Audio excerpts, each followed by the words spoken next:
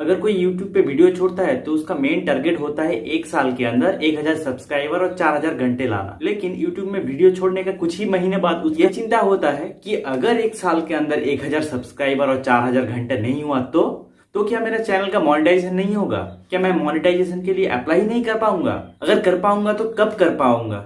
तो उन सब के लिए मेरा ये वीडियो, अगर आपने ये वीडियो देख लिया तो सब कुछ आपके पास पानी जैसा क्लियर हो जाएगा और कभी भी जिंदगी में इस टॉपिक में वीडियो सर्च करने का जरूरत नहीं पड़ेगा। हर वीडियो में मैं अपना नाम निखिल बताता था, लेकिन दोस्तों मेरा नाम है आकाश। तो बने रहिए मेरे साथ, देखते रहिए मेरा वीडियो। नमस्कार दोस्तों, मेरा नाम है आकाश और आप लोग देख रहे हैं मेरा चैनल टेक गाइडलाइन।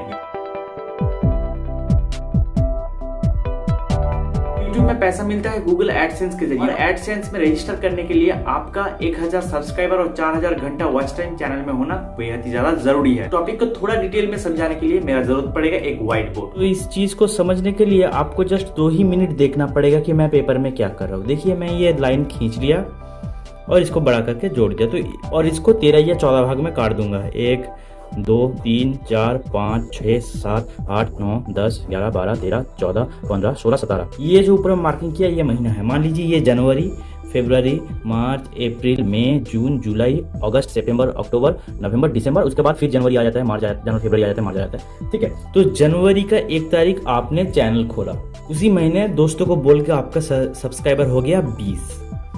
मतलब एक ही दिन में नहीं हुआ, पूरा जनवरी मास दोस्त को बोल के सब्सक्राइबर हुआ 20 और आपका वॉच टाइम आ जाता है टोटल 40 आवर का। YouTube ने आपको ये बोला है 12 महीने का 12 टाइम देता है, वो 1 साल का नहीं है, 12 महीने। 12 महीने 1 से 12 भी हो सकता है, 2 से 14 भी हो सकता है, 3 से 15 भी हो सकता है, 5 से 17 भी हो सकता है। तो मतलब 1 से 12 महीने के अंदर ही करना पड़ेगा, इसका कोई मतलब नहीं है। तो 20 हुआ, ठीक है, फिर अगले महीने हुआ 80, ठीक है, और उसके बाद 100 और लास्ट महीने में आपका हो जाता है 90। 100 नहीं होता तो कितना होता है? तो और ये, और मान लीजिए इसमें कुछ वॉच टाइम, इसमें कुछ वॉच टाइम, इसमें कुछ वॉच टाइम, इसमें कुछ, इसमें मान लीजिए 60 घंटा, 60 घंटा, और हर महीने 60 घंटा, यहाँ पे 300 घंटा, ठीक है, करके दिसंबर तक आपका आ जाता है 3800 घंटा, ठीक है, 4000 भी नहीं होता। तो यहाँ तक दिसंबर तक आपका कितना सब्सक्राइबर हो रहा है फिर? 100, 200, 300, 400, 500, 600, 700, 800, 900। अच्छा, थोड़ा मैंने गलती कर दिया। मान लीजिए ए महीने में और ए महीने में कुछ भी सब्सक्राइबर नहीं आया, ठीक है, अगस्त और सितंबर में सब्सक्राइबर नहीं आया, 0 सब्सक्राइबर। अच्छा, एक महीने में ये मान लीजिए इस महीने में 100 आया, ठीक है, तो आता है 100, 100, 200, 300, 400, 500, 600, 700, 800, 900, 990। तो दिसंबर तक आपका 990 सब्सक्राइबर हुआ। लेकिन चाहिए कितना? चाहिए 1000 चाहिए। तो घाटा कितना आ रहा है? तो घाटा आ रहा है 10 का, ठीक है, और 200 आवर का भी घाटा आ रहा है। यहाँ पे 3800 आवर वॉच टाइम का घाटा है, आपका 200 आवर भी घाटा आ रहा है। तो अब आप बस सोचेंगे कि कब मैं मोनेटाइजेशन के लिए अप्लाई कर सकता हूँ। मैं क्या 1 साल तो मेरा खत्म हो गया, क्या मैं अप्लाई नहीं कर पाऊंगा? नहीं, ऐसा नहीं है। मैंने आपको पहले बताया 12 महीना 1 से 12 भी हो सकता है, 2 से 14 भी हो सकता है, 3 से 15 भी हो सकता है। तो देखिए, तो दिसंबर, तो आपने YouTube चैनल खोला, 1 साल निकल गया, ठीक है, मतलब 12 महीना निकल गया। 13 महीना में देखिए आपका 9-10 सब्सक्राइबर का घाटा हो रहा है, ठीक है। 13 जो महीना है, 13 महीना में भी आपका 100 सब्सक्राइबर आ जाता है। तो 990 प्लस 100 कर दीजिए, तो कितना होता है ये? 1090 सब्सक्राइबर आ गया। और लकीली इस महीने में आपका 300 आवर, 300 घंटा वॉच टाइम भी आ जाता है। टोटल वॉच तो कितना हो जाता है? टोटल 200 घंटा बाकी था, तो 200 घंटा तो 3800 प्लस 300 मतलब 4100 वॉच टाइम आपका आ जाता है, ठीक है। तो देखिए, ये 13 महीने में, 1 से 13 महीने में कैलकुलेशन आपका ये आता है कि 13 महीने तक आपका आता है सब्सक्राइबर 1090 और वॉच टाइम आता है 4100। लेकिन काउंट तो 12 महीने का होगा। तो YouTube क्या करेगा? पहला महीने का जो आपका था वो सब कुछ यहाँ से माइनस कर दीजिए। देखिए, तो पहला महीने में सब्सक्राइबर कितना था? 20 था, तो इसमें -20 कर दीजिए, तो ये हो जाएगा 1070। पहला महीने में कितना आवर था वॉच टाइम? 40 आवर, तो 4100 से -40 कर दीजिए, तो कितना होगा? 4060 वॉच टाइम।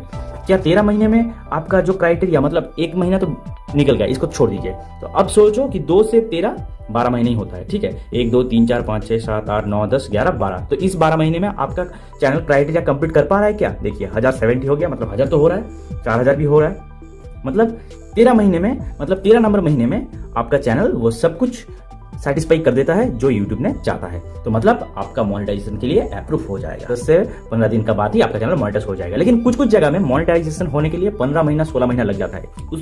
वैसा क्यों लगता है? तो देखिए इस महीने में आपका 100 सब्सक्राइबर ना आके आप मान लीजिए 2 सब्सक्राइबर आ जाता है, ठीक है, 2 सब्सक्राइबर आ जाता है। टोटल 13 नंबर महीने में तो टोटल कितना सब्सक्राइबर होगा फिर 990 प्लस 2 मतलब 992, ठीक है। और मतलब 300 आवर ना आके मान लीजिए ये 10 आवर आता। अगर 300 आवर वॉच टाइम ना आके ये 10 आवर वॉच टाइम आता तो कितना वॉच टाइम होता? तो 12 महीने में था 3800, तो 3810 आवर वॉच टाइम होता। तो मतलब 13 नंबर महीने में भी आपका ये क्राइटेरिया पूरा नहीं कर पाया आपका चैनल, तब आपका मोनेटाइजेशन आप अप्लाई नहीं कर सकते हो।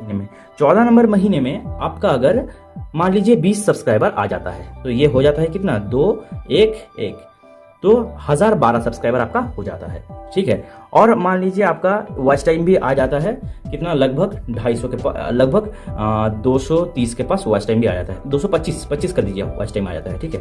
तो टोटल वॉच टाइम इसमें कितना होता है 14 महीने में? 14 महीने का टोटल वॉच टाइम, तो 14 महीने का टोटल वॉच टाइम होता है 5 2 1 3 8 10 4035 आवर ये वॉच टाइम आ जाता है। और आपका सब्सक्राइबर आ जाता है 1012। तो मतलब आपका चैनल, अगर आप मोनेटाइजेशन के लिए सब कुछ फॉर्म वगैरह फिलअप करके रखे हो तो आपका ये ऑटोमेटिकली अप्लाई में चला जाएगा, क्योंकि क्राइटेरिया आपका पूरा हो चुका है। 10,000 भी पूरा हो चुका है, 4,000 भी पूरा हो चुका है, क्राइटेरिया पूरा हो चुका है, इसलिए आपका चैनल रिव्यू में तो चला जाएगा लेकिन वही जाके पड़ा रहेगा। क्योंकि क्राइटेरिया पूरा होने के बाद जब अप्लाई हो जाएगा तो यूट्यूब देखेगा ये 12 महीने का अंदर पूरा हुआ है कि नहीं। अगर 12 महीने का अंदर हुआ है क्या, तो ये जो डाटा 14 नंबर महीने में मैंने बोला था 20 आया और ये 225 आया, ठीक है।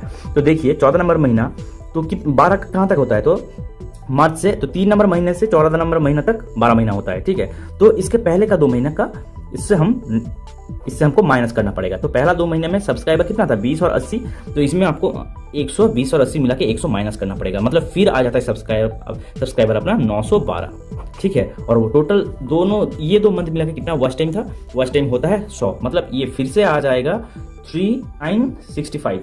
14 महीने तक भी ये क्राइटेरिया पूरा नहीं होता कि 12 महीने का अंदर 1000 सब्सक्राइबर और 4000 घंटा पूरा नहीं होता। तो सेम चीज रिपीट होगा 15 महीने में। 15 महीने में भी अगर नहीं होता तो बाद 16 महीने में क्या किया जाएगा कि पहला का छांट दिया जाएगा और 5 से 16 तक हिसाब किया जाएगा, उसके अंदर हो जाता है तो अच्छा है, अगर नहीं होता तो फिर से पेंडिंग पड़ा रहेगा। तो इसलिए किसी किसी का चैनल का पेंडिंग होकर भी 4 महीना 5 महीना 6 महीना साल भर निकल जाता है। अगर आपने ये क्राइटेरिया 1 साल के अंदर कंप्लीट कर लेते हो तो आपको कुछ ही दिन के अंदर मिल जाएगा। तो आई होप वीडियो आपको समझ में आया होगा और सब कुछ क्लियर भी हो गया। वीडियो अच्छा लगा है तो वीडियो को लाइक कर दीजिए, चैनल को सब्सक्राइब कर दीजिए और पास में तो बेल में जरूर ठोक देना ताकि मेरे चैनल में आया हुआ हर वीडियो का नोटिफिकेशन सबसे पहले आपके पास पहुंच जाए। धन्यवाद।